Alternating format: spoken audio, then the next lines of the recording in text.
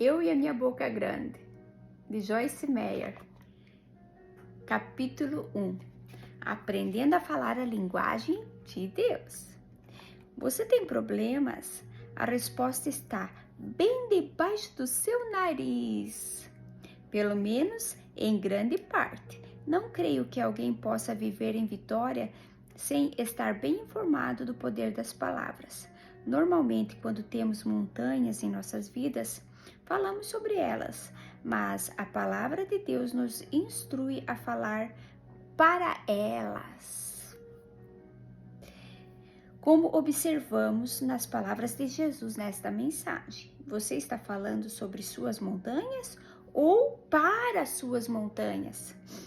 Quando Jesus disse para falarmos a nossa montanha, em fé, ordenando que se erga e se lance ao mar, essa é uma declaração fundamental que merece um estudo. Em primeiro lugar, o que falamos para as montanhas em nossa vida? É óbvio que não é para lançar sobre elas a nossa vontade, mas sim a vontade de Deus expressa em sua palavra. Em Lucas 4, quando Jesus estava sendo tentado por Satanás no deserto, ele respondeu a cada tentação com a palavra de Deus. Jesus repetidamente diz, está escrito, e os versículos citados que vão de encontro às mentiras e decepções do diabo se seguem. Temos uma tendência a tentar isso por um tempo, e quando não vemos resultados rápidos, paramos de falar a palavra para os problemas e novamente começamos a falar nossos sentimentos, que é provavelmente o que nos levou ao começo de tudo. Um entalhador pode martelar uma pedra 99 vezes, sem que haja evidência de que esteja acontecendo alguma coisa. Então, na centésima vez, ela pode partir em duas partes. Cada golpe estava enfraquecendo a pedra, sem que houvesse sinais que o indicasse. A persistência é um elo vital para a vitória. Devemos saber que cremos e dedicar-nos a conhecê-lo até ver o resultado. A obediência e perdão são tão importantes quanto fé e perseverança.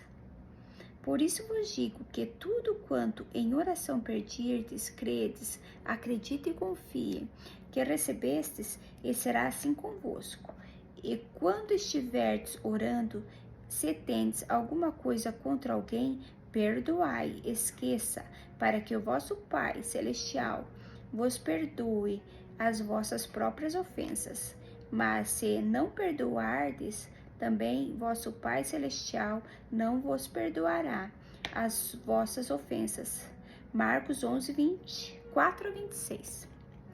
Para ter certeza de que mantemos o equilíbrio nesse ensinamento, deixe-me dizer-lhe que falar a palavra de Deus é algo poderoso e absolutamente necessário para vencer. No entanto, essa não é a única doutrina da palavra de Deus. Por exemplo, a obediência é igualmente importante. A obediência é igualmente importante. Se uma pessoa pensa que pode vir em desobediência e ao mesmo tempo falar a palavra de Deus para suas montanhas e ainda assim ser vitoriosa, ficará profundamente desapontada, como Jesus demonstra claramente nesta passagem. Marcos 11, 22, 26. Deve ser considerado como um todo. No versículo 22, Jesus disse que devemos ter fé em Deus. No versículo 23, ele ensina a liberar a fé falando para as montanhas. No versículo 24, ele fala da oração e da importância de orar crendo. No versículo 25, Jesus manda perdoar. E no versículo 26, ele afirma claramente que, se não perdoarmos, também nosso Pai Celestial não perdoará as nossas ofensas. Não há nenhum poder em falar a uma montanha se o coração estiver cheio de falta de perdão.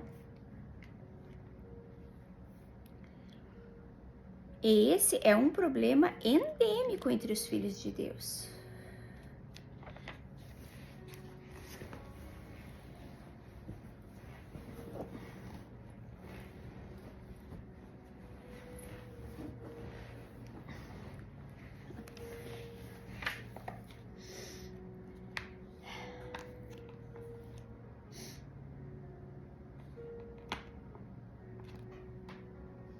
Multidões de pessoas que aceitam Cristo como seu salvador pessoal se decepcionam ao tentar colocar em prática um dos princípios de Deus, enquanto ignoram completamente o outro.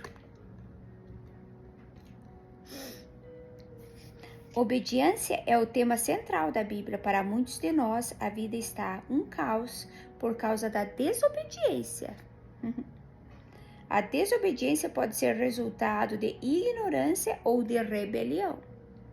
A única maneira de sair do caos é arrepender-se e tornar a submissão e a obediência. Não ignore os ses e os mas. Se atentamente ouvires a voz do Senhor teu Deus, tendo cuidado de guardar todos os seus mandamentos que hoje te ordeno, o Senhor teu Deus te exaltará sobre todas as nações da terra. Se ouvires a voz do Senhor teu Deus, virão sobre ti e te alcançarão todas as bênçãos. Deuteronômio 28, 1, 2. Por favor, observe os ses nesta passagem. Com muita frequência, escolhemos ignorar os ses e os mas na Bíblia. Considere, por exemplo, 1 Coríntios 1, 9 a 10. Fiel é Deus, confiável, fidedigno e, portanto, verdadeiro em suas promessas, e podemos depender dele, pelo qual fostes chamados à comunhão de seu Filho Jesus Cristo, nosso Senhor. Rogo-vos, irmãos, pelo nome de nosso Senhor Jesus Cristo, que faleis todos as mesmas coisas, e que não haja entre vós divisões, antes sejais inteiramente unidos na mesma disposição mental e no mesmo parecer. Deus é fiel e nos beneficiamos desta fidelidade a honrá-lo em obediência nos relacionamentos. A desobediência não muda a Deus, ele é fiel, apesar da desobediência. A obediência, no entanto, abre a porta para a bênção que já foi liberada por causa da bondade de Deus. Este livro seria uma tragédia na minha avaliação se eu tentasse ensinar que podemos receber o que dizemos sem esclarecer que isso deve se alinhar com a palavra de Deus e sua vontade. Falar para nossas montanhas não é um passe de mágica ou um encantamento que usamos quando estamos com problema ou quando queremos alguma coisa e continuamos num estilo de vida desobediente e carnal. Crianças, eu, porém, irmãos, não vos pude falar como a homens espirituais, e sim como a carnais, homens na carne, nos quais a natureza carnal predomina, como a crianças na nova vida em Cristo, incapazes ainda de falar. Enquanto estivermos na carne, devemos orar e esperar que Deus nos mostre misericórdia e não nos dê o que pedimos. Falamos muitas coisas que são da nossa vontade e não da vontade de Deus, simplesmente porque não conhecemos a diferença. Como bebês em Cristo, simplesmente não sabemos como falar ainda, como Paulo diz nesta passagem. Assim como bebês naturais devem aprender a falar a língua dos mais velhos, assim os cristãos devem aprender a falar a maneira de Deus, aprendendo a falar a linguagem de Deus.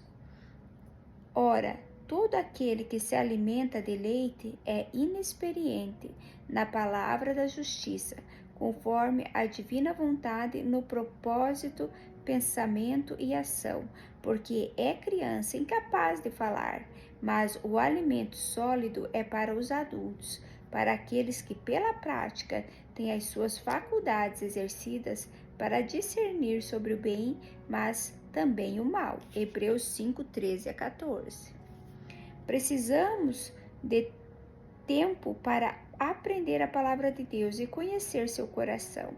Embora muitas coisas estejam claramente definidas na palavra e seja óbvio qual é a vontade de Deus, há outras coisas que não estão escritas em preto e branco. Devemos conhecer o seu coração e ser guiados pelo Espírito. A Bíblia nos diz que tipo de carro comprar, ou quando vender a casa, ou comprar uma nova, ou em qual empresa trabalhar. Quando trabalhamos em uma empresa e queremos uma promoção, esse desejo pode ser a vontade de Deus para nós, mas também pode ser cobiça. Como saber a diferença? O tempo é a resposta. Leva tempo para conhecer a Deus. Conhecer nosso próprio coração e ser totalmente sinceros com nós mesmos e com Deus leva tempo para aprender sobre motivações e discernir se as nossas são puras. Se for a tua vontade, nada tendes porque não pedis. Ou pedis a Deus e não recebeis, porque pedis mal, para quando consegue o que seja, esbanjardes em vossos prazeres. Olha só, Tiago 4, 2 a 3.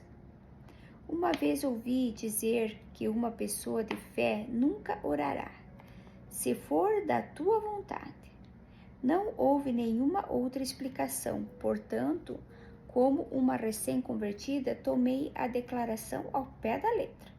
Da mesma forma, ouvi que eu poderia ter o que dissesse, mas ninguém me falou que eu precisava crescer.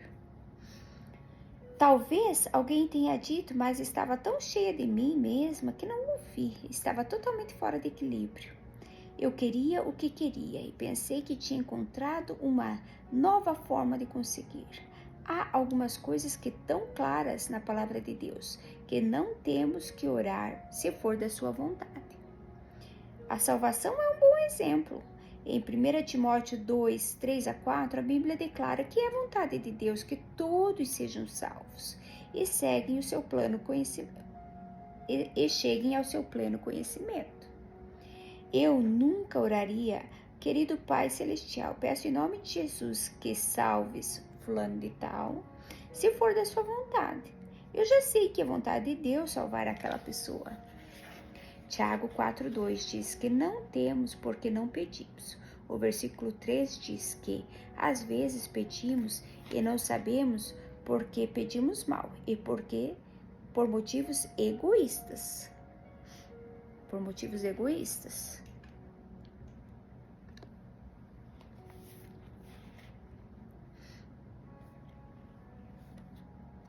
Percebo que às vezes é difícil pensar isso de nós mesmos. Contudo, é verdade, principalmente para o crente que não permitiu o processo de purificação de Deus em sua vida. Nesse estado, uma pessoa tem Deus dentro dela, mas também tem uma abundância de si mesma. Quando o que pedimos não está claramente descrito na palavra e não temos certeza da resposta de Deus, é sábio e é um ato de verdadeira submissão orar, seja feita a sua vontade. Lembro-me de um exemplo muitos anos atrás, quando meu marido Dave e eu estávamos de férias num lindo lugar na Geórgia. Estávamos muito cansados e Deus permitiu que tivéssemos um tempo de folga para recobrar nossas energias. Gostamos tanto do lugar que planejamos levar nossos filhos para passar umas férias prolongadas no ano seguinte.